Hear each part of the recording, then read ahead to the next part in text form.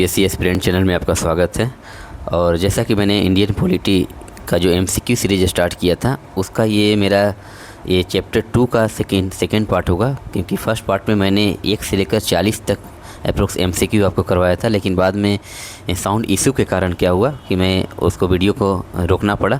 वैसे ही वीडियो 1 घंटा से ऊपर हो चुके थे, तो मैं कोशिश करता हूं कि 1 घंटा 10 मिनट से ज़्यादा वीडियो ना बने, ताकि आप लोग को देखने में भी बोर फील ना हो।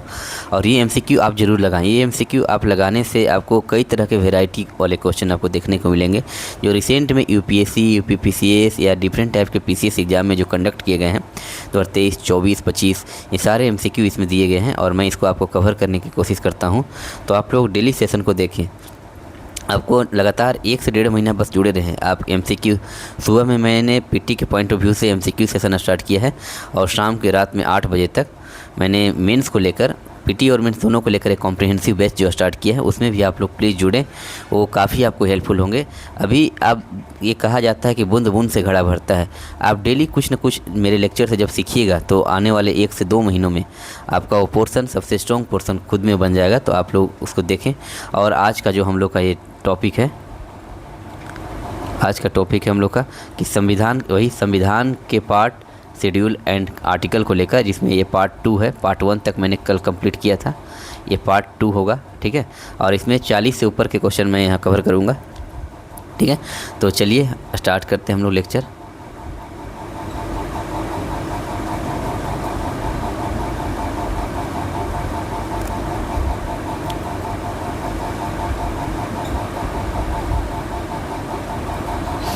यहाँ तक 41 तक किया था मैंने, अब 42 देखिए। यहाँ से 42 से मैं स्टार्ट कर रहा हूँ, 42 से, क्योंकि यहाँ से साउंड का इशू आ गया था, ठीक है। तो देखिए क्या कह रहा है कि भारतीय संविधान की 6ठी अनुसूची किन राज्यों के जनजातीय क्षेत्रों के प्रशासन से संबंधित है। तो मैंने बताया था कि 2 शेड्यूल, एक 5वीं अनुसूची और एक 6ठी अनुसूची। 6ठी अनुसूची में जो है वो ATMM, असम, त्रिपुरा, मेघालय, मिजोरम, इन 4 जो राज्य है पूर्वोत्तर राज्य, इन राज्यों के जनजातीय क्षेत्र के प्रशासन से संबंधित है। तो देखिए ATMM कहाँ है, तो ऑप्शन डी, असम, मेघालय, त्रिपुरा और मिजोरम, ठीक है। और 5वीं अनुसूची किसका कवर करता है, तो देखिए यहाँ लिखा हुआ था कि ATMM के अतिरिक्त, यानी कि असम, त्रिपुरा, मेघालय, मिजोरम के अतिरिक्त जो पूर्वोत्तर राज्य है उनके अनुसूचित जो क्षेत्र हैं को घोषित किए जाने के संबंध में ये प्रावधान करता है, ठीक है। नेक्स्ट देखिए 43 क्या कहता है कि 6ठी अनुसूची के उपबंध किन राज्यों के जनजातीय क्षेत्रों के प्रशासन के लिए उपबंधित है। फिर सेम क्वेश्चन आ गया, असम, मेघालय, त्रिपुरा, मिजोरम। नेक्स्ट है, निम्नलिखित में से कौन सही नहीं है। तो यहाँ पर क्या लिखा है कि अपवादों को छोड़कर दंड विधि पर विधान समवर्ती सूची के अधीन एक विषय है। तो मैंने कल बताया था कि दंड विधि जो है समवर्ती सूची के अंतर्गत आता है, तो ये सही हो जाएगा। नेक्स्ट है कि शोधन, अक्षमता, दिवाला, ये सभी समवर्ती सूची के अधीन है, तो ये भी सही हो जाएंगे। और फिर कह रहा है कि अंतर्राज्यीय व्यापार और वाणिज्य सूची क्या राज्य के अधीन विषय है, गलत, ये राज्य के अधीन विषय नहीं है। नेक्स्ट है कि बैंकर कार्य केवल बैंक सूची के अधीन है, तो ये सही है। तो ऑप्शन यहाँ पर गलत कथन कौन सा हो जाएगा, हम लोग का गलत कथन हो जाएगा हम लोग का ये कि अंतर्राज्यीय व्यापार और वाणिज्य सूची जो है ये किसके अंतर्गत आते हैं, तो ये आपको राज्य सूची के अंतर्गत नहीं आकर ये संघ सूची का पार्ट है, ये संघ सूची का पार्ट है। आप इस एक बात को नोट कीजिएगा कि जो भी सूची है, संघ सूची, राज्य सूची और समवर्ती सूची, उनमें से जो सब्जेक्ट आप नोट नहीं किए होंगे, आपके नोट्स में नहीं होंगे, उसको आप नोट करने की कोशिश करेंगे, क्योंकि एग्ज़ाम में हो सकता है नए जो लिस्ट हो वो एग्ज़ाम में पूछने को, देखने को मिल जाएंगे आपको। क्वेश्चन नंबर 45 देखिए क्या कर रहा है कि संविधान की निम्नांकित में से कौन सी अनुसूची पहले संविधान संशोधन द्वारा संविधान में जोड़ी गई। तो मैंने आपको बताया था कि स्टार्टिंग में 8 अनुसूचियाँ थी, जो बाद में 12 अनुसूचियाँ हो गई थी। तो 4 अनुसूचियाँ जो जोड़ी गई संविधान संशोधन के तहत ही जोड़ी गई थी। और यहाँ देखिए मैंने लिखा भी था कि ये अनुसूची 9, अनुसूची 10, अनुसूची 11, अनुसूची 12। तो अनुसूची 9 को पहला संविधान संशोधन के तहत जोड़ा गया था। अनुसूची 10 जो है दल बदल है, 52वां संशोधन 1985 के तहत जोड़ा गया था। 11वां अनुसूची जो है 73वां संविधान संशोधन के तहत, और 12वां जो है 74वां संविधान संशोधन के तहत जोड़ा गया था। तो कह रहा है कि कौन सी अनुसूची पहले संवैधानिक संशोधन द्वारा संविधान में जोड़ी गई थी, तो ये हो गया 9th शेड्यूल, 9वीं अनुसूची जो थी वो पहले संविधान संशोधन 1951 के तहत जोड़ी गई थी, ठीक है। यहाँ डिस्क्रिप्शन पढ़ लिया जाए। क्या कहता है कि भारत के संविधान में 9वीं अनुसूची को प्रथम संविधान संशोधन अधिनियम 1951 के द्वारा जोड़ा गया है। 9वीं अनुसूची भू सुधारों और जमींदारी प्रणाली के उन्मूलन से संबंधित है। 6ठी अनुसूची में असम, मेघालय, त्रिपुरा, मिजोरम राज्यों के जनजातीय क्षेत्र के प्रशासन के बारे में उपबंध है तथा 10वीं अनुसूची में दल बदल के आधार पर संसद और विधानसभा के सदस्यों की निर्भरता माने अयोग्यता के बारे में उपबंध किया गया है। ठीक है, नेक्स्ट देखिए 46 क्या कहता है कि 5वीं अनुसूची किस विशिष्ट समूह के लोगों के शासन और हितों की सुरक्षा से संबंधित है। तो 5वीं अनुसूची जो है वो अनुसूचित जनजाति शेड्यूल्ड ट्राइब्स, 5वीं जो अनुसूची है वो शेड्यूल्ड ट्राइब्स अनुसूचित जनजाति के लोगों के शासन और हितों की सुरक्षा से संबंधित ये प्रावधान किए गए हैं। देखिए 69वीं बीपीएससी में भी पूछे गए हैं। तो ये शेड्यूल आपको बहुत इंपॉर्टेंट भी यहाँ से क्वेश्चन पूछे जाते हैं। तो देखिए क्या लिखा हुआ है कि 5वीं अनुसूची अनुसूचित जनजाति समूह के लोगों की शासन और हितों की सुरक्षा से संबंधित है। इसे असम, मेघालय, त्रिपुरा और मिजोरम को छोड़कर समस्त भारत के अनुसूचित जनजाति के कल्याण की बात की गई है। किसे छोड़कर? असम, मेघालय, त्रिपुरा, मिजोरम, क्योंकि इन चारों को तो अनुसूचित 6 के तहत देखा गया है ना। तो अनुसूचित 5 में इन चारों को छोड़कर समस्त भारत के अनुसूचित जनजाति के कल्याण की बात की गई है। और 5वीं अनुसूची के तहत देखिए 5वीं अनुसूची के तहत राज्यपाल राष्ट्रपति को संबंधित क्षेत्र के लिए प्रतिवेदन दे सकता है। राज्यपाल जो है वो राष्ट्रपति को उन संबंधित क्षेत्र के लिए प्रतिवेदन दे सकता है, किंतु इनमें अंतिम शक्ति राष्ट्रपति में ही निहित है। ऐसे अनुसूचित क्षेत्रों के लिए जनजातीय सलाहकार परिषद का प्रावधान है। इसका निर्माण 20 से अधिक सदस्यों से मिलकर होगा। ठीक है, तो इसमें से 2 से 3 पॉइंट है, आप लोग उसको नोट कर लें। नेक्स्ट है क्वेश्चन नंबर 47 की ओर देखते हैं हम लोग कि 47 क्या कहता है कि निम्नलिखित में से किसे भारत के संविधान की 5वीं अनुसूची के अधीन 5वीं अनुसूची के अधीन ऐसे किसी राज्य में जनजातीय सलाहकार परिषद की स्थापना करने के विवेकाधिकार प्रदान किया गया है जहाँ अनुसूचित जनजातियां हैं किंतु अनुसूचित क्षेत्र नहीं हैं। तो देखिए क्या कर रहा है कि किसे भारत के संविधान की 5वीं अनुसूची के अधीन ऐसे किसी राज्य में जनजातीय सलाहकार परिषद की स्थापना जनजातीय सलाहकार परिषद की स्थापना करने का विवेकाधिकार प्रदान किया गया है। तो ये संबंधित राज्य के राज्यपाल को। ठीक है, राज्य के राज्यपाल को। नेक्स्ट देखिए क्वेश्चन नंबर 48। क्वेश्चन नंबर 48 क्या कहता है कि निम्नलिखित में से किस भाषा को 1967 में संविधान संशोधन के द्वारा 8वीं अनुसूची में शामिल किया गया था। तो 1967 में किसे शामिल किया गया था? सिंधी को। 1967 में किसे शामिल किया गया था? तो सिंधी को। अब देखिए संविधान की 8वीं अनुसूची का संबंध जो है किससे है? तो भाषा से है। संविधान की 8वीं अनुसूची का संबंध भाषा से, जैसे मैंने आपको बताया था लिस्ट, लैंग्वेज, लैंड रिफॉर्म्स 7, 8, 9 ये लिस्ट, लैंग्वेज और लैंड रिफॉर्म्स की बात करता है। तो 8वां जो है भाषा से संबंधित है। 8वीं अनुसूची जो है भाषा से संबंधित है। और वर्तमान में भले 22 भाषाएँ शामिल हो, लेकिन प्रारंभ में कुल कितनी भाषाएँ थी? 14 भाषाएँ थी। तो 8 भाषा जो जोड़ी गई वो भी संविधान संशोधन के तहत जोड़ी गई थी। जैसे पर अनुसूचियाँ देखी जाए 8 थी, तो 4 अनुसूचियाँ संविधान संशोधन के तहत जोड़ी गई। उसी तरह देखा जाए यहाँ पर भाषाएं भी कितनी थी? स्टार्टिंग में 8 थी। तो भाषाएं कितनी थी टोटल? स्टार्टिंग में 14 थी, लेकिन अभी वर्तमान में कितनी है? 22। तो 8 भाषाएँ जो है यहाँ पर ये जोड़ी गई। तो 8 भाषाएँ कैसे जोड़ी गई? तो मैं यहाँ पर आपको लिख देता हूँ। देखिए स्टार्टिंग में भाषा जो थी टोटल भाषा जो है वो पहले कितनी थी? 14 थी, लेकिन 8 जो है भाषा जोड़ी गई। 8 जो है जोड़ी गई किसके तहत? तो संशोधन के तहत। संशोधन के तहत। ठीक है, अच्छा संशोधन के तहत जब जोड़ी गई तो इसमें संशोधन के तहत जो जोड़ी गई वो किस संशोधन के तहत जोड़ी गई? तो 21वां, 71वां और 92वां संशोधन के तहत। 21वां संशोधन, 71वां संशोधन और 92वां संशोधन, याद रखिएगा। 21वां संशोधन, 71वां संशोधन और 92वां संशोधन। ठीक है, 21वां, 71वां और 92वां। 21वां संशोधन कब हुआ था? 21वां संशोधन आपको 1967 में, फिर आपको 1992 में, 21वां हो गया 1967 में, 71वां 1992 में, 1967 में, 1992 में और 2003 में। 2003 में देखिए 21वां संशोधन के तहत जो जोड़ा गया वो सिंधी भाषा को जोड़ा गया। 71वां संशोधन के तहत बोर्ड मास।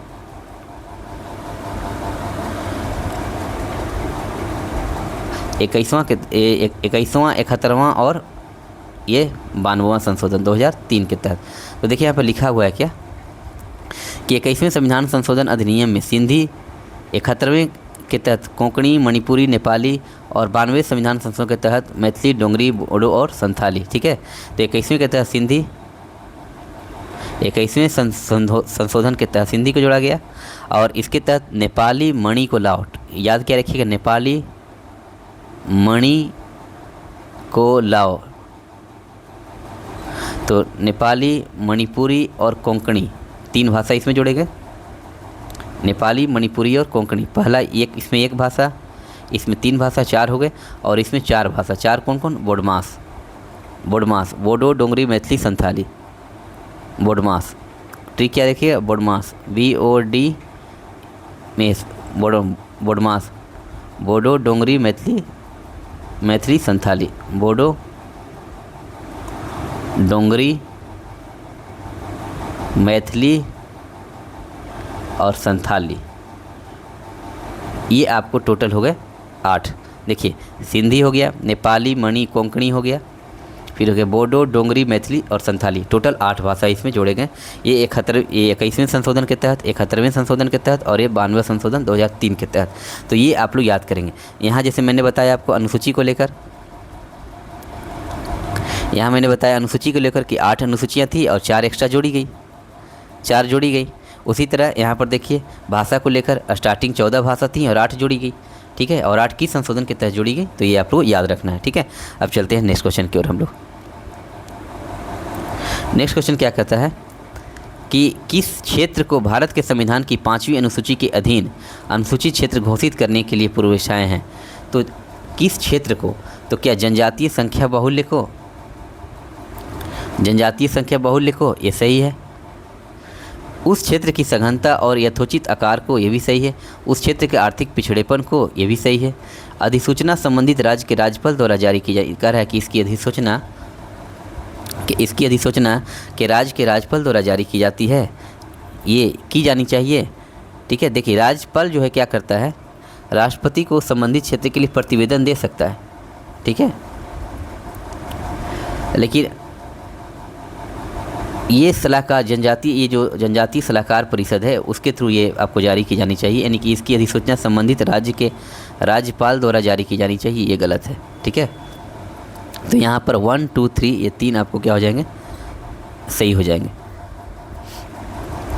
नेक्स्ट चलते हैं हम लोग, इसको आप इम्पोर्टेंट मार्क कर लीजिएगा क्योंकि ये रिसेंट में 2023 में ही क्वेश्चन पूछा गया इस तरह का, तो ये आपको शायद नया लग सकता है इस तरह का क्वेश्चन कि अनुसूची 5वीं अनुसूची के अधीन जो अनुसूचित क्षेत्र है उसे घोषित करने के लिए क्या पूर्वापेक्षाएं हैं।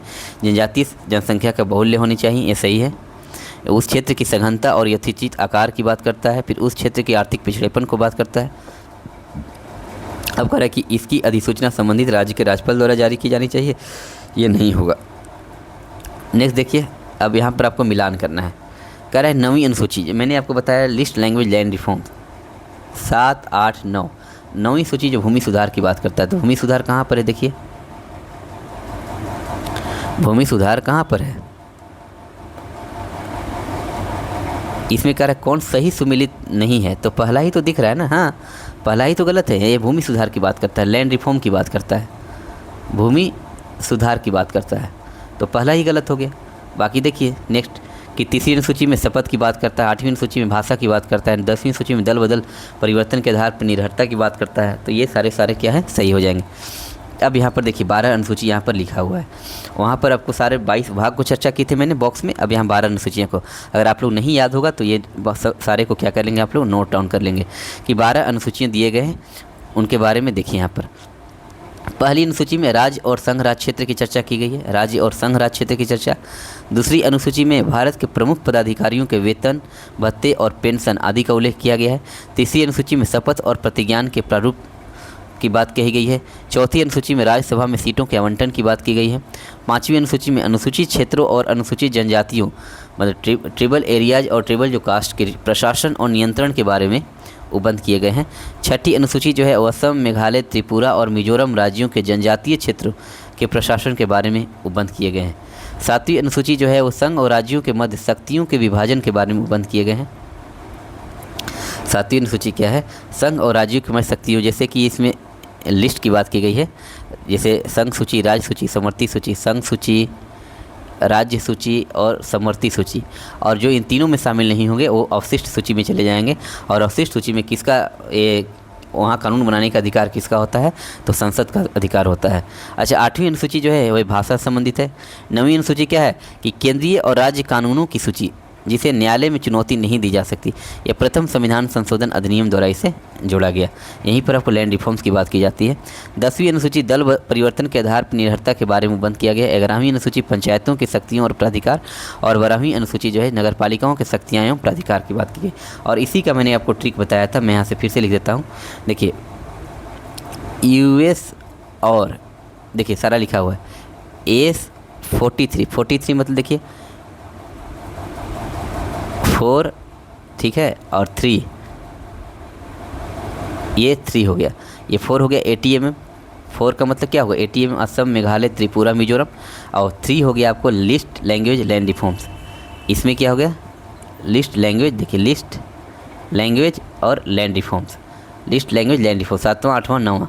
और 10वां में देखिए एंटी डिफिकेशन लॉ, मतलब ए से एंटी डिफिकेशन लॉ होता है, मतलब दल बदल परिवर्तन पर उपबंध विरोध की बात की गई है। और 11वीं सूची यानी कि P पंचायत और म्यूनिसिपैलिटीज, नगर पालिका, ठीक है। तो ये आप याद रखिएगा, US और S43 R PM। नेक्स्ट चलते हैं हम लोग कि भारत के संविधान की अनुसूची और विषय सूची के संबंध में विचार करना है हम लोग को। तो देखिए पहली अनुसूची क्या शपथ की बात करता है? गलत।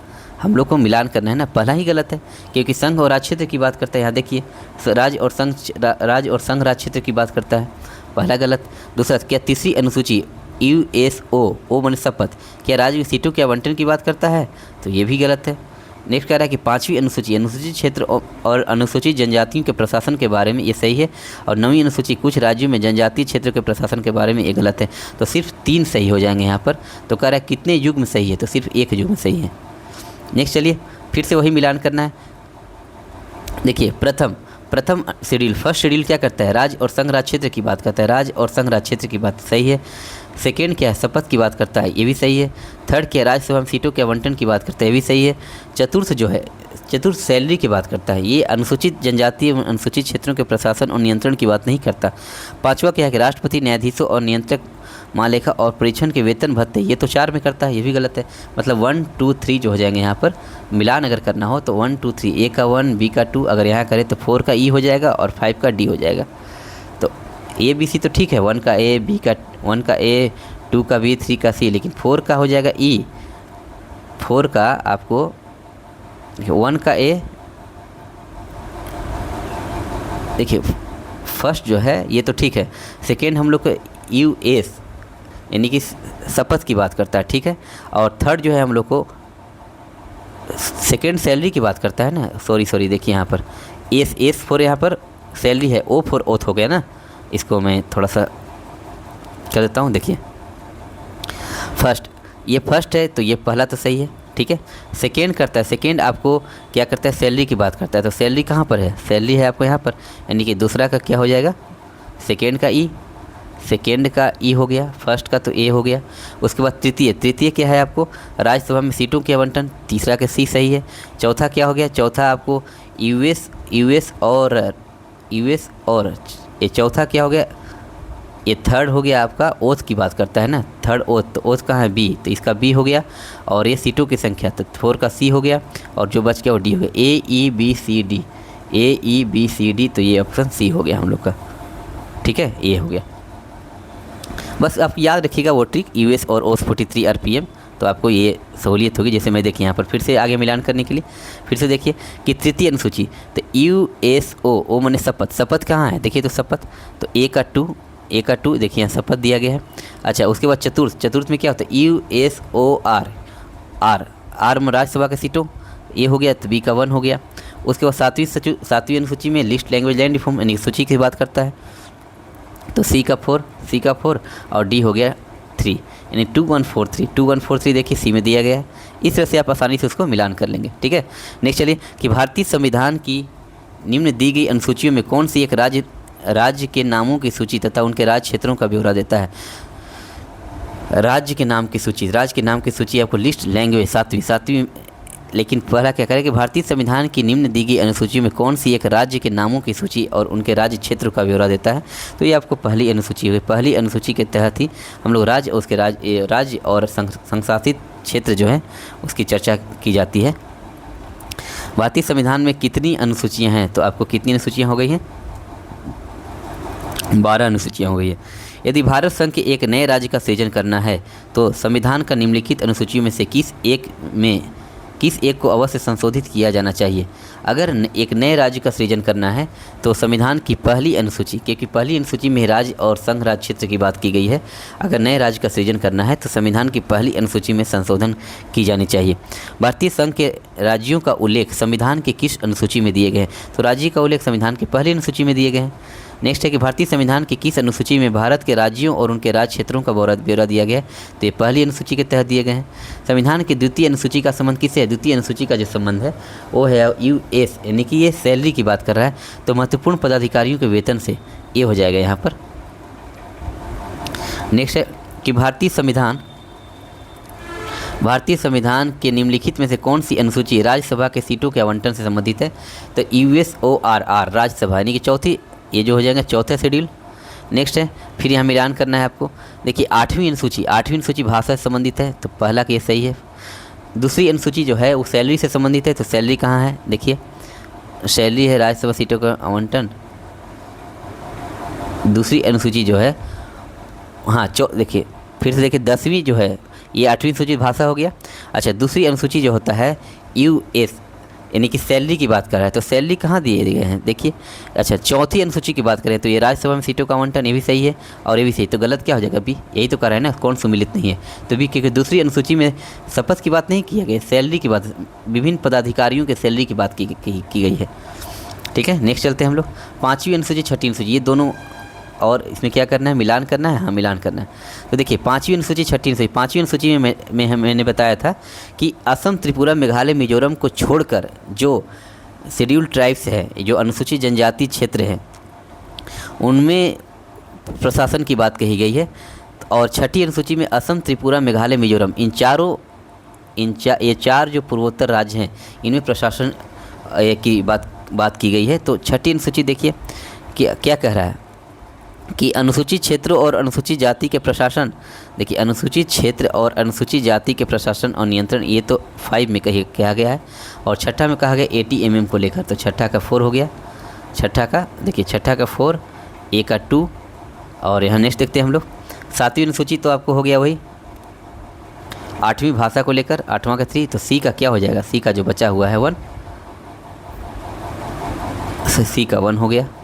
तो देखिए क्या हो गया, ऑप्शन अगर मिलाने की कोशिश करें 2 4 1 3, देखिए 2 4 1 3 कहाँ दिया, ए में दिया गया है 2 4 1 3। नेक्स्ट चलते हैं फिर से 7वीं अनुसूची जो है लैंड रिफॉर्म की बात की जाती है, 7वीं अनुसूची जो है वह सूची की बात करते हैं, संघ सूची, राज्य सूची, समवर्ती सूची। तो 7वां कहाँ है, संघ सूची, राज्य सूची, समवर्ती सूची 3, ए का 3 हो गया, ए का 3। 8वीं अनुसूची जो है वो भाषा से संबंधित है, तो भाषा कहाँ है 1 में, तो ये 1 हो गया। 9वीं अनुसूची जो है वो आपको क्या है कि 9वीं अनुसूची और 10वीं अनुसूची, 10वीं अनुसूची तो दल बदल को लेकर है ना, तो डी का आपको क्या हो जाएगा 2। अब सी जो बच गया, सी का क्या हो जाएगा 4, कि 9वीं अनुसूची में कुछ अधिनियमों का विधि मान्यकरण, मतलब यूँ कहें कि 9वीं अनुसूची जो था वो लैंड रिफॉर्म्स के लेकर बात की गई थी। तो यहाँ पर होगा 3142, 3142 हो गया डी, आंसर क्या हो जाएगा हम लोग का डी। नेक्स्ट चलते हैं कि सूची 1 और सूची 2 के साथ सही सुमिलित कीजिए और सूचियों के नीचे दिए गए कूट का प्रयोग करके सही उत्तर को चूज करना है हम लोग को। तो यहाँ देखिए फिर से वही है, तो इस तरह के क्वेश्चन बहुत बार रिपीट किए गए हैं। 9वीं अनुसूची, 10वीं अनुसूची, तो 9वीं अनुसूची में अब तो आप लोग को याद हो गया होगा ना, 9वीं अनुसूची में क्या है, लैंड रिफॉर्म की बात की गई है। लैंड रिफॉर्म्स माने भूमि सुधार, लैंड रिफॉर्म्स में क्या किया, भूमि सुधार। तो देखिए भूमि सुधार विधि के निर्माण में उपबंध, यानी कि ए का क्या हो जाएगा 2। अच्छा 10वीं अनुसूची दल बदल को लेकर क्या कहा गया था, दल बदल कहाँ है, दल बदल, तो देखिए यहाँ पर 5वां में दिया गया है कि दल बदल के आधार पर निर्भरता के लिए उपबंध किए गए हैं, 5वां, बी के 5। अच्छा 11वीं अनुसूची पंचायत को लेकर है, तो सी का 1 देखिए पंचायत दिया गया है। उसके बाद डी छठी अनुसूची है। छठी अनुसूची क्या है कि असम, त्रिपुरा, मेघालय, मिजोरम जैसे आदिवासी क्षेत्रों के प्रशासन के संबंध में उपबंध किए गए हैं, तो डी का क्या हो जाएगा 3। तो आंसर क्या हो जाएगा 2513। देखिए 2513 कहाँ लिखा है, तो बी में लिखा है 2513। ठीक है, नेक्स्ट देखते हैं।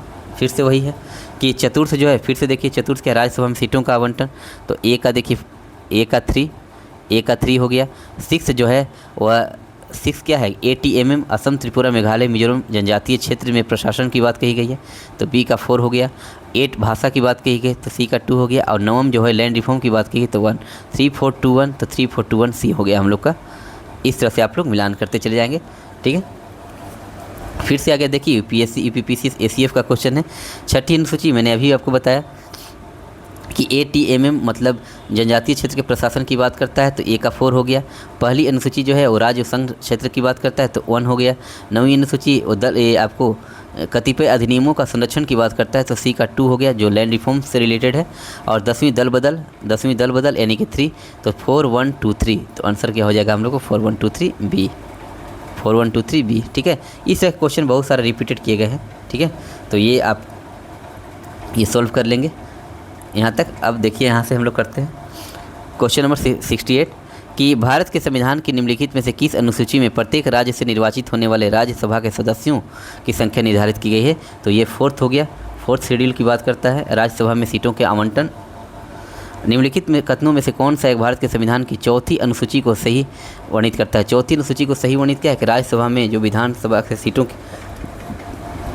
राज्यसभा में सीटों के आवंटन की बात करती है। तो देखिए पहला क्या है कि इनमें संघ और राज्यों के बीच शक्तियाँ, गलत है। इसे संविधान में सूचीबद्ध भाषाएं हैं, ये भी गलत है। इसमें जनजातीय क्षेत्र के प्रशासन से संबंधित प्रावधान, ये भी गलत है। राज्यसभा में सीटों का आवंटन है, ये सही है। नेक्स्ट देखिए कि भारत के संविधान की 4थी अनुसूची, फिर से वही बात कही गई है, तो 4थी अनुसूची राज्यसभा में सीटों के आवंटन की बात कही गई है, इसमें बी हो जाएगा। नेक्स्ट फिर से देखिए कि संविधान की 3य अनुसूची में निम्न में से क्या उपबंधित है। 3य अनुसूची आपको वो शपथ से संबंधित है, तो शपथ देखिए कहाँ लिखा है, संघ के मंत्री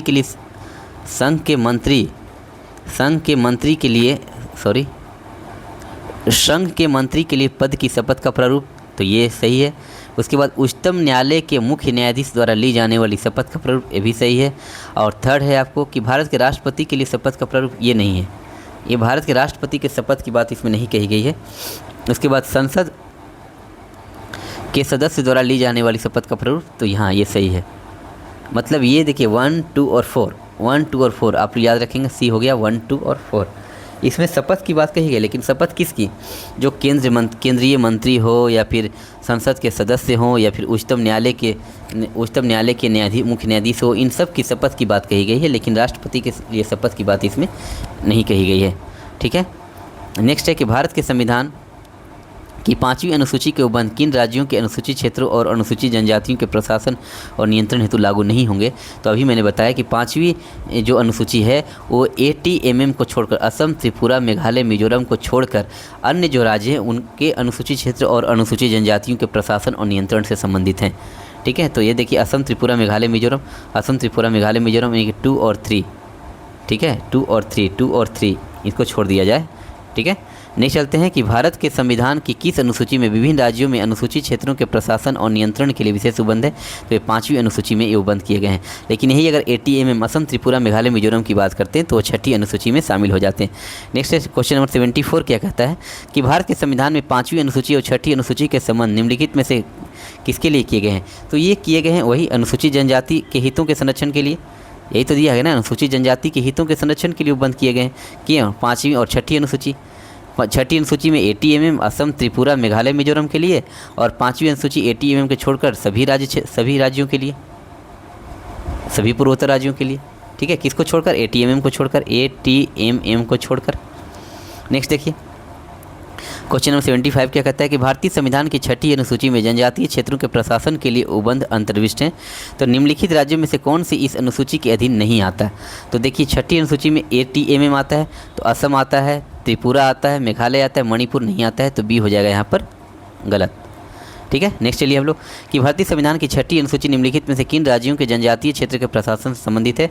ATMM असम, त्रिपुरा, मेघालय, मिजोरम। अब तो आप लोग को एकदम रटा गया होगा सब चीज़। तो देखिए असम, त्रिपुरा, मेघालय, मिजोरम। मेघालय, मिजोरम, त्रिपुरा, बी।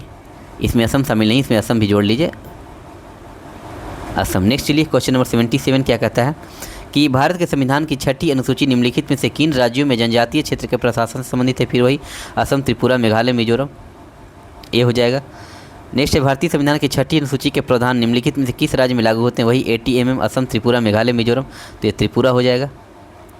फिर 6 शेड्यूल भारतीय संविधान की 6ठी अनुसूची उन आदिवासी क्षेत्रों के संबंध में विशेष प्रशासकीय प्रावधान करती है जो असम, त्रिपुरा, मेघालय, मिजोरम, ATMM, ठीक है। नेक्स्ट देखिए 6ठी अनुसूची के उपबंध निम्नलिखित में से किस राज्य में लागू नहीं होंगे? तो 6ठी अनुसूची जो होंगे वो असम, त्रिपुरा, मेघालय, मिजोरम में लागू होते हैं, तो गोवा में लागू नहीं होंगे। नेक्स्ट भारत के संविधान की 7वीं अनुसूची, देखिए 7वीं अनुसूची में जो होते हैं वे केंद्र और राज्यों के बीच शक्ति विभाजन की बात करते हैं, मतलब list, language, land reform, list की बात करता है। संघ सूची, राज्य सूची और समवर्ती सूची, ये 3 सूची की बात करता है। तो देखिए संघ सूची, राज्य सूची, समवर्ती सूची, ऑप्शन क्या हो जाएंगे? बी। नेक्स्ट देखिए भारतीय संविधान की 7वीं अनुसूची में निम्नलिखित में से कौन संबंधित है? तो वही संघ सूची, राज्य सूची और समवर्ती सूची, ऑप्शन क्या हो जाएंगे? बी। संविधान की 7वीं अनुसूची में किसके संबंध में उपबंध है? 7वीं अनुसूची जो है वो आपको संघ सूची, राज्य सूची और समवर्ती सूची का उपबंधित करता है। नेक्स्ट देखिए कि केंद्र एवं राज्यों के बीच वैधानिक शक्तियाँ का बंटवारा दिया गया है। तो केंद्र और राज्यों के बीच जो वैधानिक शक्तियाँ हैं वो उनका बंटवारा किया गया है 7वीं अनुसूची में। लिस्ट, लैंग्वेज, लैंड रिफॉर्म्स मैंने बताया, तो 7वीं देखिए 7, 8, 9 आपको इस तरह से याद रखना है। 7, 8, 9, 7वीं हो गया लिस्ट, 8वीं हो गया लैंग्वेज और 9वीं हो गया लैंड रिफॉर्म। तो ये लिस्ट की बात करता है, लिस्ट मतलब सूची की बात करता है 7वीं। नेक्स्ट देखिए कि संविधान की 7वीं अनुसूची जो है केंद्र तथा राज्यों के बीच विधि बनाने की शक्ति, ये सही है। और संविधान की 11वीं अनुसूची पंचायतों को शक्ति प्रदान करती है, ये भी सही है। ऑप्शन क्या हो जाएंगे यहाँ पर? 1 और 2 बोथ। नेक्स्ट देखिए राज्य भूमि सुधार अधिनियमों को संवैधानिक सुरक्षा प्रदान करने हेतु कौन सा? तो ये 9th हो गया लिस्ट, लैंग्वेज, लैंड रिफॉर्म। तो लैंड रिफॉर्म से भूमि सुधार किस में आ जाएंगे? तो 9th में, 9th शेड्यूल में आ जाएंगे। नेक्स्ट क्वेश्चन नंबर 87 क्या कहता है कि भारत के संविधान की 10वीं अनुसूची किससे संबंधित है? तो 10वीं अनुसूची भूमि, ये आपको दल बदल से संबंधित है। तो दल बदल विरोधी कानून से संबंधित है।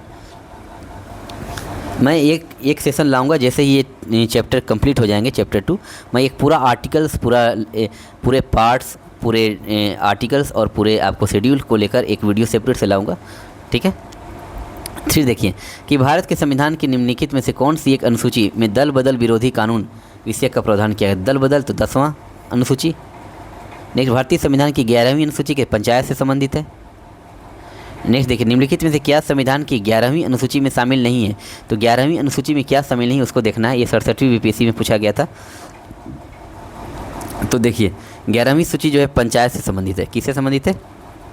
पंचायत से संबंधित है, यानी पंचायत को जो अधिकार दिए गए हैं उनसे संबंधित है। तो पंचायत में पुस्तकालय की बात कही गई है, ये सही है। ईंधन और चारा की बात कही गई, ये भी सही है। क्या रूरल स्पोर्ट्स की बात कही गई इसमें? नहीं, सी की बात नहीं कही गई। उसके बाद टेक्निकल ट्रेनिंग, तकनीकी प्रशिक्षण की बात कही, ये भी सही है। अब इसको पढ़ लिया जाए थोड़ा। संविधान की 11वीं अनुसूची में पंचायती राज संस्थाओं से संबंधित 29 विषय रखे गए, ठीक है। 11 में कितने विषय की बात कही गई? 11th शेड्यूल में कितने विषय की बात कही गई है? तो 29 विषय की बात कही गई, 29 सब्जेक्ट की बात कही गई। अब ये सब्जेक्ट क्या क्या है ध्यान से देखिएगा। ये देखिए जिसमें पुस्तकालय है, ईंधन और चारा है, तकनीकी प्रशिक्षण एवं व्यावसायिक शिक्षा आदि शामिल है, ठीक है। तो क्या यहाँ ग्रामीण खेल है? नहीं, ये शामिल नहीं है। अब मूल संविधान में केवल जो थे 8 अनुसूचियाँ का उपबंध किया गया था। बाद में मैंने आपको बताया कि 9वीं अनुसूची जोड़ी गई, फिर 10वीं अनुसूची जोड़ी गई, फिर 11वीं अनुसूची जोड़ी गई और फिर 12वीं अनुसूची जोड़ी गई। और किस संशोधन के तहत जोड़े गए थे मैं ऑलरेडी आपको यहाँ पर बता चुका था पिछले ही आपको स्लाइड में। नेक्स्ट चलते हैं हम लोग कि क्या कहता है यहाँ पर कि यदि किसी विशिष्ट क्षेत्र को भारत के संविधान की 5वीं अनुसूची के अधीन लाया जाए तो निम्नलिखित कथनों में कौन सा एक इसके परिणाम का सर्वोच्च रूप से प्रतिबिंबित करता है? अगर 5वीं अनुसूची के अधीन लाया जाए तो ये असम, त्रिपुरा, मेघालय, मिजोरम को छोड़कर जितने भी राज्य के अनुसूचित क्षेत्र और जनजातियाँ हैं उनके प्रशासन की बात करता है। तो कह रहा है इसे जनजातीय लोगों की ज़मीनें और गैर जनजातीय लोगों को आंतरिक करने पर क्या करेगी? रोक लगाएगी, ये सही है। देखिए क्या कहता है कि भारतीय संविधान की 5वीं अनुसूची तथा अनुसूची 2441 राज्यों के अनुसूचित क्षेत्र व जनजातियों के प्रशासन व नियंत्रण के संबंध में प्रावधान करता है। अनुसूचित क्षेत्र और जनजातियों के प्रशासन और नियंत्रण के संबंध में क्या करता है, प्रावधान करता है। वर्तमान में 5वीं अनुसूची 10 राज्यों में, कहाँ, छत्तीसगढ़, झारखंड, मध्य प्रदेश, महाराष्ट्र, गुजरात, हिमाचल प्रदेश, आंध्र प्रदेश, राजस्थान, तेलंगाना और उड़ीसा जैसे आदिवासी क्षेत्रों में लागू है। तो ये 5वीं अनुसूची जो है वो कितने राज्यों में, तो 10 राज्यों में लागू है। लेकिन यही अगर छठी शेड्यूल की बात करेंगे, छठी अनुसूची जो है ये कितने राज्यों में, तो 4 राज्यों में लागू है। कौन कौन, असम, त्रिपुरा, मेघालय, मिजोरम, और ये 10 राज्यों में लागू है। ठीक है। 5वीं अनुसूची जो है स्थानीय समुदायों के लघु वन उत्पाद, जल एवं खनिजों पर अधिकार सुनिश्चित करती है। यदि किसी विशिष्ट क्षेत्र को 5वीं अनुसूची के अधीन लाया जाए तो उससे जनजातीय लोगों के ज़मीनें गैर जनजातीय लोगों को आंतरिक करने पर रोक लगेगी। ठीक है। अब नेक्स्ट चलते हैं हम लोग कि कहा गया कि सूची 1 और सूची 2 को सम्मिलित कीजिए और सूचियों के नीचे दिए हुए कूट का प्रयोग करके सही उत्तर का चयन कीजिए। देखिए क्या कह रहा है, पहला कह रहा है कि भारत का राष्ट्रपति, ये भारत का राष्ट्रपति जो है शपथ लेता है, किस चीज़ का शपथ लेता है। उसी प्रकार सर्वोच्च न्यायालय के न्यायाधीश, ये एक अलग तरह का ट्रेंडिंग क्वेश्चन दिख रहा है यहाँ पर। देखिए हालांकि IAS 97 में ही पूछा गया है, लेकिन इस शपथ को लेकर कि कौन किस तरह के शपथ लेते हैं उसके बारे में चर्चा की गई है। तो पहले डिस्क्रिप्टिव पढ़ लीजिए क्योंकि ये नया क्वेश्चन हो सकता है हम लोग के लिए। देखिए उपयुक्त सूची को लेख भारतीय संविधान के 3री अनुसूची में शपथ की तो बात कही गई है, 3री अनुसूची में शपथ की तो बात की गई ना। विभिन्न संवैधानिक पदों पर नियुक्त होने वाले व्यक्तियों के शपथ का विवरण किया गया है। देखिए संघ के मंत्री, संसद सदस्य, किसकी शपथ की बात ध्यान से देखिए। मैंने आपको उस टाइम बोला था कि राष्ट्रपति के शपथ की बात इसमें नहीं की गई है। यहाँ देखिए संघ के मंत्री, संसद सदस्य, सर्वोच्च न्यायालय के न्यायाधीश और भारत का राष्ट्रपति। देखिए नोट में लिखा गया है कि भारतीय संविधान के 3री अनुसूची में राष्ट्रपति और उपराष्ट्रपति के शपथ के प्रारूप उल्लेख नहीं है। तो ये स्टेटमेंट जहाँ भी देखिएगा आप शपथ को लेकर अनुसूची 3 में शपथ की बात की गई है, तो उसमें अगर राष्ट्रपति और उपराष्ट्रपति के शपथ का प्रारूप का उल्लेख नहीं किया गया है तो आप लोग क्या करेंगे कि राष्ट्रपति उपराष्ट्रपति के शपथ की बात जहाँ पर आएगी वहाँ पर उसको आप कैंसिल कर दीजिएगा। अब इसमें किसकी शपथ की बात की गई, तो संघ के मंत्री, संसद सदस्य, संघ के मंत्री जो होंगे, जो केंद्रीय मंत्री होंगे, फिर संसद के सदस्य होंगे, उसके बाद क्या हो जाएंगे कि सर्वोच्च न्यायालय के न्यायाधीश। ये 3 आप याद रखेंगे। इन तीनों के शपथ की बात जो है, इन तीनों के शपथ की बात जो है अनुसूची 3 में कही गई है, अनुसूची 3 में कही गई है। ठीक है। लेकिन राष्ट्रपति के शपथ की बात नहीं कही है। लेकिन हम लोग को देखना है कि शपथ किस तरह से लेते हैं, उसका मिलान करना है हम लोग को। तो देखिए क्या कहता है यहाँ पर कि संघ के मंत्री जो है सूचना की गोपनीयता की शपथ ग्रहण करते हैं, संसद के सदस्य कर्तव्यों की निष्ठापूर्वक निर्वहन का शपथ लेते हैं, और सर्वोच्च न्यायालय के न्यायाधीश संविधान की विधि और मर्यादा बनाए रखने के लिए शपथ लेते हैं, और भारत के राष्ट्रपति भारत के संविधान के प्रति श्रद्धा एवं निष्ठा की शपथ लेते हैं। तो देखिए यहाँ पर भारत के राष्ट्रपति जो है वो भारत के संविधान के प्रति निष्ठा, भारत के संविधान के प्रति श्रद्धा एवं निष्ठा, यानी कि ए का क्या हो जाएगा, 3 हो जाएगा। अच्छा, सर्वोच्च न्यायालय के न्यायाधीश जब भी लेंगे तो विधि कानून की मर्यादा को बनाए रखने के लिए लेंगे, तो बी का क्या हो जाएगा, 4, बी का 4, ए का 3, बी का 4, ए का 3, बी का 4। तो देखिए ए का 3, बी का 4। सी देखिए संसद सदस्य जो है वो अपने कर्तव्यों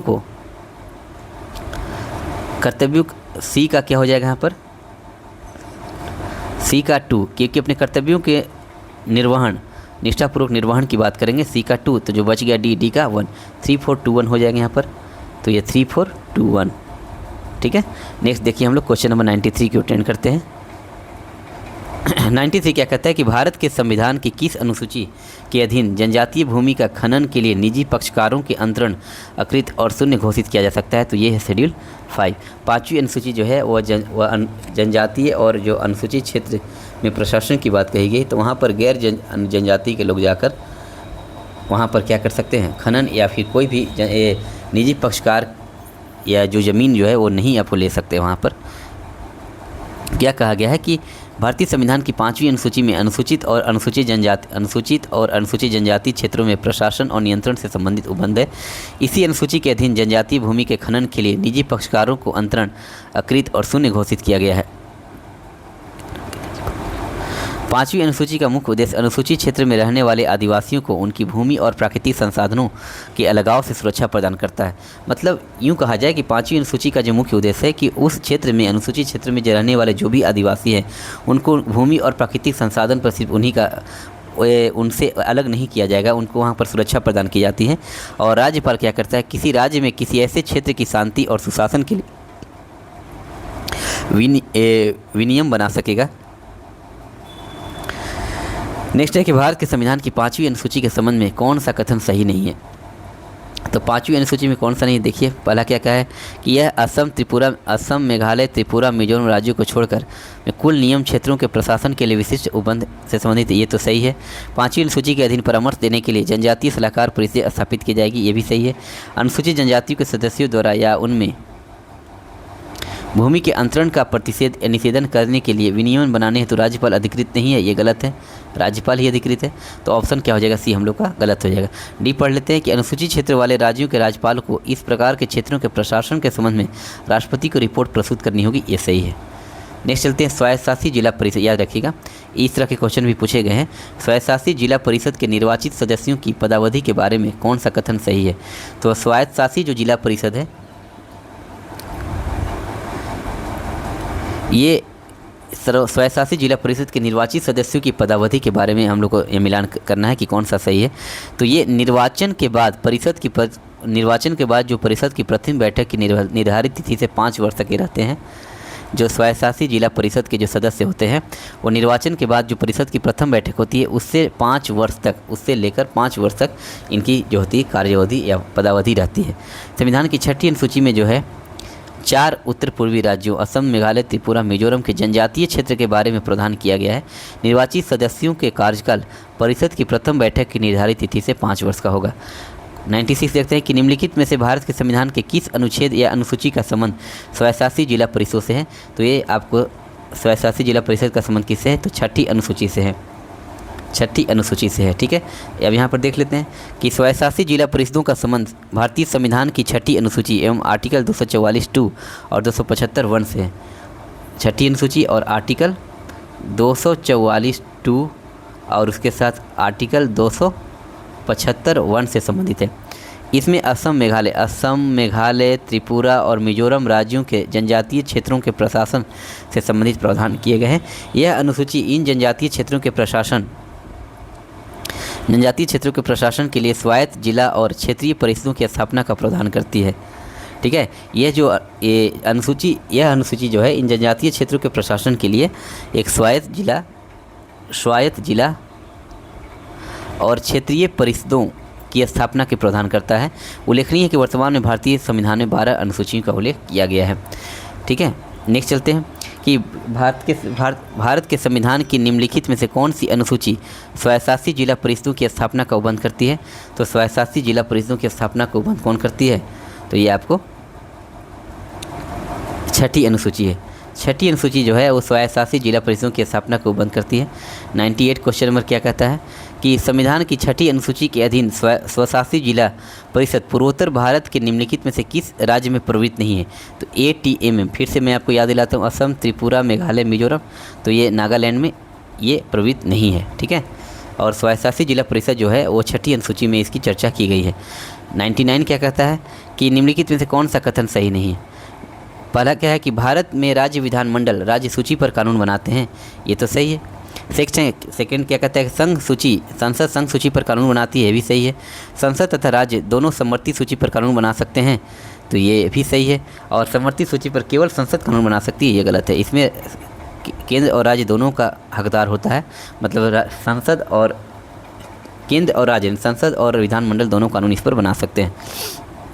अब इसको पढ़ लिया जाए कि समवर्ती सूची पर संघ सरकार और राज्य सरकार दोनों कानून बना सकते हैं। भारत शासन अधिनियम 1935 में 3 प्रणयन थे, पहला परिसंघीय, दूसरा प्रांतीय, तीसरा समवर्ती।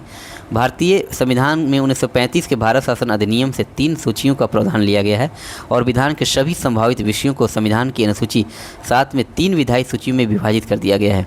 संघ सूची, में 97 विषय शामिल है, जिस पर केंद्र सरकार विधि बनाने के लिए केंद्र सरकार के पास शक्ति है। राज्य सूची में कितने विषय हैं? 66 विषय हैं, जिस पर शक्ति बनाने की शक्ति राज्य विधानमंडल को है, ठीक है। और समर्थित सूची में कितने? 47 विषय हैं। इस समर्थित सूची में केंद्र और राज्य दोनों विधि बना सकते हैं, किंतु दोनों सरकारों द्वारा बनाई गई विधियों में विरोध अगर होता है तो उस पर केंद्रीय विधि ही राज्य की विधि पर अधिक प्रभावी होंगे, ठीक है। अच्छा, वर्तमान में अब देखा जाए, वर्तमान में संघ सूची में 100 विषय हैं, राज्य सूची में 61 विषय हो गए और समर्थित सूची में 52 विषय हो गए। देखिए, पहले और बाद में अब 97, 66, 47, 97, 66, 47 संघ सूची, राज्य सूची, समर्थित सूची में विषयों की संख्या कितनी थी? इतनी थी। अब बढ़कर कितनी हो गया है? 100, ये हो गया है 61 और ये हो गया है 52। ये हो गया संघ सूची का पार्ट है, ये राज्य सूची का पार्ट है और ये समर्थित सूची का पार्ट है। यानी कि इतने सब्जेक्ट जो है आपको पहले इतने थे और अब क्या हो गए? ये हो गए, ठीक है। तो ये आप लोग नोट डाउन कर लेंगे। नेक्स्ट चलिए क्वेश्चन नंबर 100, ठीक है। क्वेश्चन नंबर 100 क्या कि भारत के संविधान के उबंधों के अनुसार निम्नलिखित में से कौन सा एक कथन सही है? तो समर्थित सूची के अधीन किसी विषय पर विधान बनाने की शक्ति केवल संसद के पास है। गलत, पहला ही गलत है। इसमें केंद्र और राज्य दोनों के पास है शक्ति। समर्थित सूची के अधीन किसी विषय पर विधान बनाने की शक्ति संसद और राज्य विधानमंडल दोनों के पास है, तो बी सही हो जाएगा हम लोग का, ठीक है। बी हम लोग का सही हो जाएगा। नेक्स्ट देखिए, वो 101 नंबर क्वेश्चन क्या कहता है कि वे विषय जिन पर केंद्र और राज्य सरकारें दोनों कानून बना सकती है वो आपको समर्थित सूची हो गई। भारत के संविधान की 7वीं अनुसूची के अंतर्गत राज्य सूची में आने वाला बिंदु निम्नलिखित में से कौन सा है? तो राज्य सूची के अंतर्गत कौन सा सब्जेक्ट आएगा? ध्यान से देखिए कि अपंग और अनियोजियों को सहायता किया, ये आएगा। कि खाद्यान्नों में श्रमिक और सुरक्षा का विनियमन, ये आएगा। कि नमक के उत्पादन, आपूर्ति और वितरण का व्यवस्थापन और नियंत्रण, ये आएगा। कि सामाजिक सुरक्षा और सामाजिक बीमा, ये आएगा। तो इसमें से कौन सा है जो राज्य सूची का भाग है? तो राज्य सूची का कौन सा भाग है? तो ये हो जाएंगे आपको ए। राज्य सूची का कौन सा भाग है? तो ए। अब देखिए, अपंगों और अनियोजियों को सहायता प्रदान करना, ये भारतीय संविधान की 7वीं अनुसूची के अंतर्गत आने वाले राज्य सूची के विषय हैं। ये राज्य सूची के विषय हैं, बाकी जो हैं ये राज्य सूची के विषय नहीं है। अब इनको देख लेते हैं कि स्टार्टिंग में जो थे, स्टार्टिंग में संघ सूची में 97 प्रविष्टियाँ थी, विषय थे, जो वर्तमान में कितने हो गए? 100 हो गए हैं, ठीक है। और उसी तरह राज्य सूची में वर्तमान में 66 प्रविष्टियाँ थी, जो अब कितने हो गए हैं? 61 हो गए हैं। और समर्थित सूची में जहाँ 47 थे, अब कितने हो गए? 52 हो गए हैं। अब कितने हो गए हैं? 52 हो गए हैं, ठीक है। ये मैंने आपको बता दिया था। अब कौन कौन सा सब्जेक्ट है इसको थोड़ा सा आप नोट डाउन कर लीजिएगा, क्योंकि यहाँ से क्वेश्चन भी पूछे जाते हैं। तो मैं कलर चेंज कर देता हूँ। देखिए, संघ सूची में क्या क्या आते हैं, ध्यान से देखिएगा। संघ सूची में क्या है? राष्ट्रीय सुरक्षा, सेना और सशस्त्र बल, युद्ध और शांति, विदेशी संबंध, अंतर्राष्ट्रीय मंचों से संबंधित निर्णय, रेल और वायु परिवहन, मुद्रा निर्माण, बैंक, बीमा, स्टॉक एक्सचेंज, वायदा कारोबार, विदेशी पर्यटन, डाकतार, टेलीफोन, रिजर्व बैंक, नागरिकता देशीकरण, अन्य देशीय खानों और तेल क्षेत्रों में श्रम और सुरक्षा का विनियमन, सर्वोच्च न्यायालय तथा उच्च न्यायालयों के गठन से जुड़े विषय, केंद्रीय और अखिल भारतीय सेवाएं, जनगणना आदि, ठीक है। ये आपको संघ सूची के विषय हैं। राज्य सूची में क्या आ जाएंगे? इसमें क्षेत्रीय या स्थानीय महत्व के विषय शामिल होते हैं, जैसे कि लोक व्यवस्था, पुलिस, स्थानीय स्थानीय शासन, भूमि सुधार, कृषि आय पर कर, मत्स्यिकी, लोक स्वास्थ्य, स्वच्छता, कारागार, मादक पेय पदार्थ का उत्पादन, गैस और गैस संकर्म, सड़क परिवहन, भूमि और भवनों पर कर, नाट्यशाला, सिनेमा, खेलकूद और मनोरंजन, होटल, बाजार, धर्मशाला, विलासिता की वस्तुएं पर कर और पथ कर आदि हैं। अच्छा, समर्थित सूची में जो 47 थे, अब कितने हो गए? 52 हो गए। तो इनमें देखिएगा क्या कह रहा है कि 47 से, लेकिन 42वें संविधान संशोधन, मैं इसको और कलर चेंज करता हूँ, 42वें संविधान संशोधन अधिनियम 1976 द्वारा इस सूची में 5 और विषय, वन, शिक्षा, वन्यजीव और पक्षियों का संरक्षण और मापतोल, ये जो 5 जो हैं, ध्यान से सुनिएगा। पहले 47 थे, 5 जोड़े गए। कौन कौन? वन, शिक्षा, वन्यजीव और पक्षियों का संरक्षण, मापतोल, ठीक है। और एक हो गया न्यायालयों का मापतोल और न्यायालयों का कार्य प्रबंध,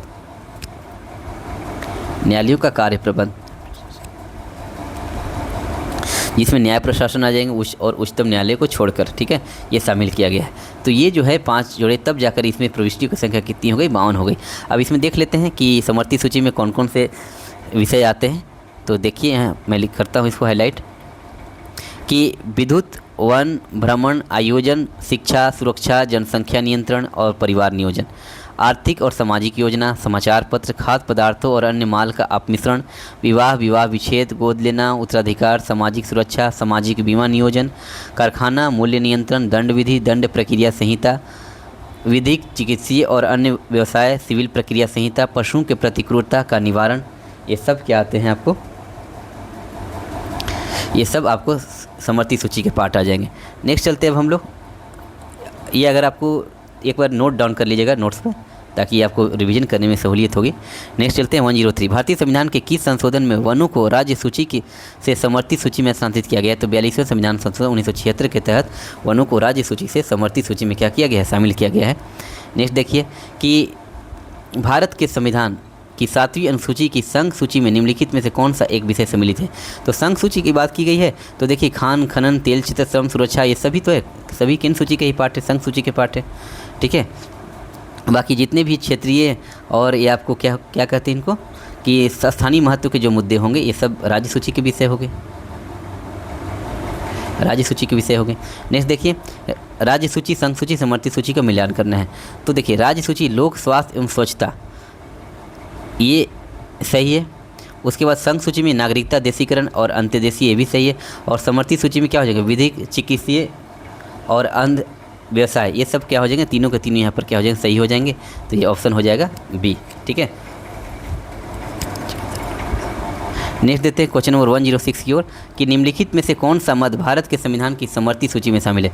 तो समवर्ती सूची में अभी मैंने देखा कि जनसंख्या नियंत्रण और परिवार नियोजन, यहाँ देखिए लिखा हुआ है जनसंख्या नियंत्रण और परिवार नियोजन जो है वो किस में शामिल है? तो ये समवर्ती सूची में शामिल है। नेक्स्ट क्वेश्चन नंबर 107 क्या कहता है कि भारत के संविधान में से संबंधित निम्नलिखित युगों में से कौन सा एक सही सुमिलित नहीं है? तो देखिए फॉरेस्ट, ये वन जो है, फॉरेस्ट वन जो है क्या समवर्ती सूची का पार्ट है? ये सही है। क्या स्टॉक एक्सचेंज समवर्ती सूची का पार्ट? नहीं, स्टॉक एक्सचेंज जो है ये आपको संघ सूची का पार्ट है, संघ सूची का पार्ट है, तो बी गलत हो जाएगा। बाकी देखिए डाकघर बचत, ये संघीय सूची का पार्ट है, ये सही है। और लोक स्वास्थ्य राज्य सूची का पार्ट है, ये भी सही है, तो बी हो जाएगा हम लोग का गलत, बी हो जाएगा हम लोग का गलत। नेक्स्ट देते हैं कि विधायन विषयन के रूप में, विधायन विषयन के रूप में शिक्षा भारतीय संविधान के किसके अंतर्गत आती है? तो शिक्षा आपको समवर्ती सूची के अंतर्गत शामिल कर ली गई है। किस संविधान संशोधन के तहत? तो 42वें संविधान संशोधन के तहत यहाँ पर लिखा हुआ है। ठीक है, नेक्स्ट देखिए निम्नलिखित में से कौन सा विषय समवर्ती सूची का पार्ट है? तो समवर्ती सूची में कौन सा आ जाएंगे? समवर्ती सूची में जो आए, देखिए पुलिस क्या है? समवर्ती सूची का पार्ट है, गलत। रेडियो दूरदर्शन भी नहीं हो जाएंगे। वैदेशिक मामले संघ सूची के पार्ट हैं। तो ये आपराधिक मामले जो हैं, क्रिमिनल रिकॉर्ड्स, ये आपको समवर्ती सूची के अंतर्गत आ जाएंगे।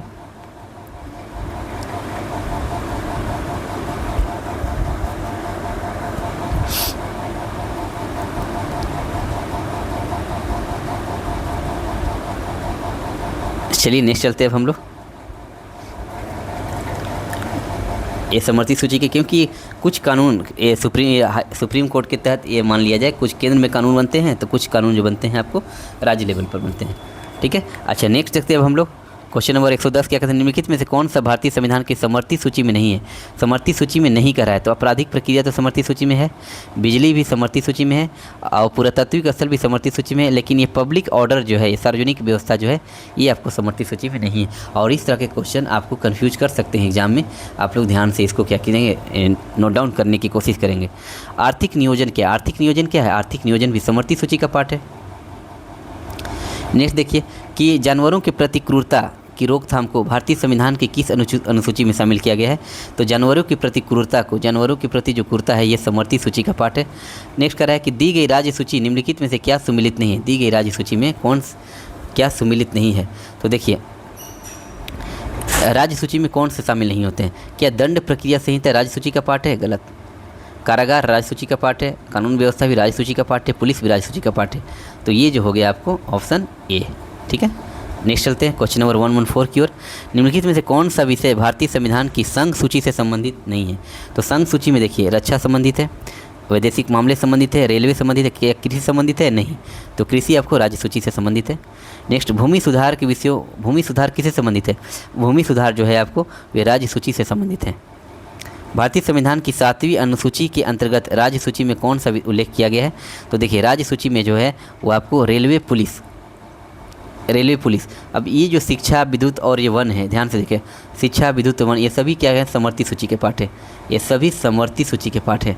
देखिए यहाँ पर लिखा हुआ है विद्युत, शिक्षा और वन, ये सभी समवर्ती सूची के पाठ है। ठीक है, नेक्स्ट चलते हैं हम लोग क्वेश्चन नंबर 117 की ओर। विवाह विच्छेद और गोद लेना, ये संविधान की 7वीं अनुसूची में किसके अंतर्गत आते हैं? तो समवर्ती सूची के अंतर्गत। निम्नलिखित में से कौन सा समवर्ती सूची का विषय है? तो देखिए, पुलिस तो राज्य सूची का विषय है, फौजदारी मामले ये हो सकते हैं, फौजदारी मामले जो है आपको समवर्ती सूची का पाठ होगा।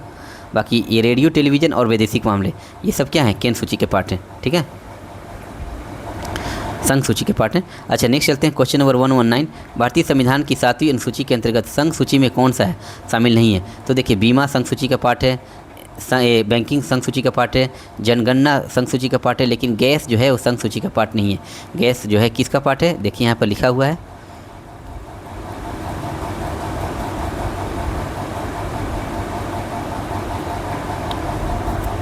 देखिए यहाँ पर राज्य सूची में क्या क्या है। देखिए यहाँ पर लोक व्यवस्था, पुलिस, स्थानीय शासन, भूमि सुधार, कृषि, आय पर कर, मत्स्य हो गया, स्वच्छता, कारागार, मादक पेय पदार्थ, गैस।